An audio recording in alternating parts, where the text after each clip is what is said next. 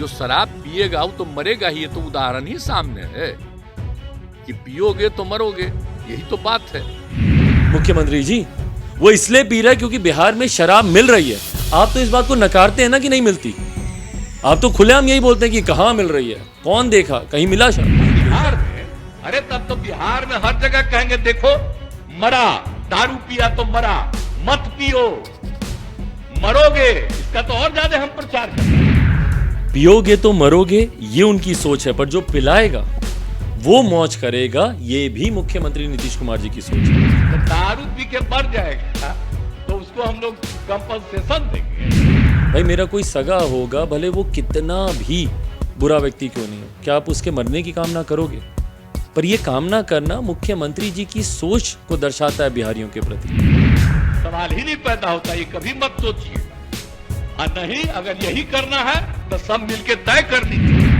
और मुख्यमंत्री जी से बिहार अब संभलने वाला नहीं। महामहिम राज्यपाल जी से मुलाकात करके बिहार में राष्ट्रपति शासन लागू करने की सिफारिश वो केंद्र सरकार को करें, ये आग्रह उनसे हम लोग जरूर करेंगे। नमस्कार, मैं हूं देवांशु। अब देख रहे हैं न्यूज़ फॉर छपरा कांड को लेकर बिहार में सियासी संग्राम जो है वो छिड़ा हुआ है। इस बीच बीजेपी वाले कह रहे हैं कि सीएम नीतीश कुमार की भाषा जो है वो गुंडों की भाषा हो गई है, उनको जेल में डाल लेना चाहिए। इस बीच आज बिहार के मुख्यमंत्री नीतीश कुमार कहते हैं पियोगे तो मरोगे ही। इस बीच हमारे साथ बात करने के लिए चिराग पासवान है। नीतीश कुमार कहते हैं कि पियोगे तो मरोगे, कैसे देख रहे हैं इसको बयान को? भाई ये उनकी सोच को दर्शाता है कि एक बिहारी के प्रति वो कैसी भावना रखते हैं। उनको कोई फर्क नहीं पड़ता कि एक बिहारी जिए या मरे, पियोगे तो मरोगे ये उनकी सोच है, पर जो पिलाएगा वो मौज करेगा ये भी मुख्यमंत्री नीतीश कुमार जी की सोच है।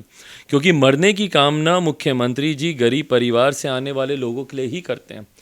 पर वो लोग जो इस गोरख धंधे में लिप्त हैं, बड़े बड़े तस्कर हों या बड़े बड़े ऐसे गिरोह हों, वो सुरक्षित मुख्यमंत्री जी के संरक्षण में, इनके प्रशासन के संरक्षण में अपने गोरख धंधे को और बढ़ावा दे सकते हैं। उनको कहीं कोई कठिनाई नहीं आएगी, ये भी मुख्यमंत्री सुनिश्चित करने का काम करते हैं। भाई मैंने आज तक कभी नहीं सुना कि किसी भी ऐसे गिरोह को पकड़ा गया। आज भी आप जेल में जाके देख लीजिए, शराबबंदी कानून के तहत जो लाखों लोग बंद हैं वो सिर्फ गरीब परिवार से आने वाले लोग हैं, और ख़ास तौर पर अनुसूचित जाति, जनजाति, पिछड़ा वर्ग से आने वाले लोग हैं, पासी समाज के लोग हैं।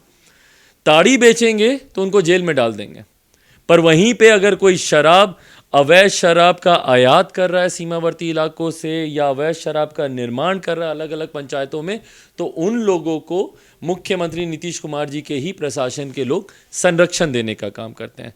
आज जिस घमंड, जिस अहंकार से मुख्यमंत्री नीतीश कुमार जी ने अपने संबोधन में कहा कि भैया जो पिएगा वो मरेगा, ये दर्शाता है कि भाई मुख्यमंत्री जी और कई ऐसी हत्याएं होने का भी इंतज़ार कर रहे हैं, उनको कोई फ़र्क नहीं पड़ता। और मैं हत्या शब्द का इस्तेमाल इसलिए कर रहा हूँ क्योंकि जब आप किसी को जहर देकर मारते हैं तो वो हत्या होती है, वो मौत नहीं है, वो कोई सामान्य घटना नहीं है।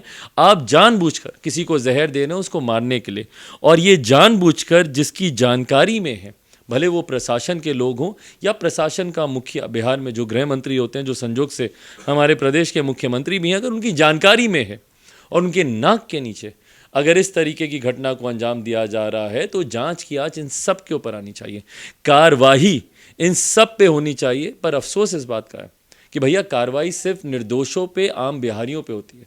उनको शराबबंदी के तहत जेल में डाला जाता है, बट बड़े बड़े तस्कर, बड़े बड़े गिरोह को संरक्षण दिया जाता है। बीजेपी आज कह रही थी कि मतलब एक तरह से गुंडे की भाषा हो गई नीतीश कुमार की, जेल में डाल देना चाहिए प्राथमिकी दर्ज करके। इस पर आप क्या कहेंगे? क्योंकि जोरदार अटैक। भाई मुख्यमंत्री की भाषा तो नहीं है ना, क्या उनके पद को शोभा देता है इस तरीके की भाषा का इस्तेमाल करना अपने ही प्रदेश के लोगों के लिए कि पियोगे तो मरोगे? क्या कोई भी व्यक्ति मरने की कामना अपनों के लिए कर सकता है? भाई मेरा कोई सगा होगा, भले वो कितना भी बुरा व्यक्ति क्यों नहीं हो, क्या आप उसके मरने की कामना करोगे? पर यह कामना करना मुख्यमंत्री जी की सोच को दर्शाता है बिहारियों के प्रति। पर वहीं पे जब मुख्यमंत्री बोलते हैं पियोगे मरोगे, मुख्यमंत्री बोलते हैं जो पीता है वो महापापी है, महापापी को ये टिकट दे देंगे, अपनी पार्टी से प्रत्याशी उसको बना देंगे, अपने गठबंधन से प्रत्याशी उसको बना देंगे, उसमें मुख्यमंत्री जी को कोई दिक्कत नहीं होगी। पर वहीं पे अगर कोई एक आम बिहारी है वो पिएगा तो उसके मरने की कामना करेंगे। मैं ये जानना चाहता हूं कि भैया जो पिला रहा है उसके लिए आपकी क्या सोच है, उसके लिए आप कुछ करेंगे कि नहीं? ये कानून आपने बनाया, प्रदेश का गृह मंत्री होने के नाते इस कानून को धरातल पर उतारने की जिम्मेदारी आपकी है। इंप्लीमेंटेशन, एग्जीक्यूशन आपके अंतर्गत आता है। आपके कानून की विफलता की वजह से वो पी रहा है भाई मुख्यमंत्री जी। वो इसलिए पी रहा है क्योंकि बिहार में शराब मिल रही है। आप तो इस बात को नकारते हैं ना कि नहीं मिलती। आप तो खुलेआम यही बोलते हैं कि कहाँ मिल रही है, कौन देखा, कहीं मिला शराब, यही आप बोलते हैं ना। तो आप तो खुद डिनाइल में जी रहे हैं और आपके डिनाइल की वजह से आज आम बिहारी इस बात को भुगत रहा है। जब नीतीश कुमार ये बयान दे रहे थे, तेजस्वी यादव बगल में बैठे हुए थे और तेजस्वी यादव उनको बता रहे थे कहाँ कहाँ देश में जहरीली शराब से मौतें हुई हैं। छोटे भाई कहते हैं आप। भाई दूसरे का गुनाह मुझसे कम है इसलिए मेरे गुनाह को माफ़ कर देना चाहिए, ये कहाँ का न्याय है भाई। गुनाह का कोई पैरामीटर नहीं होता ना कि इतना होगा। वैसे इनके यहाँ होता है, जदयू में होता है, क्योंकि जब 8 लोग मर जाते हैं तो इनके प्रदेश अध्यक्ष जनता दल यूनाइटेड के बोलते हैं कि छुटपुट घटना होती है।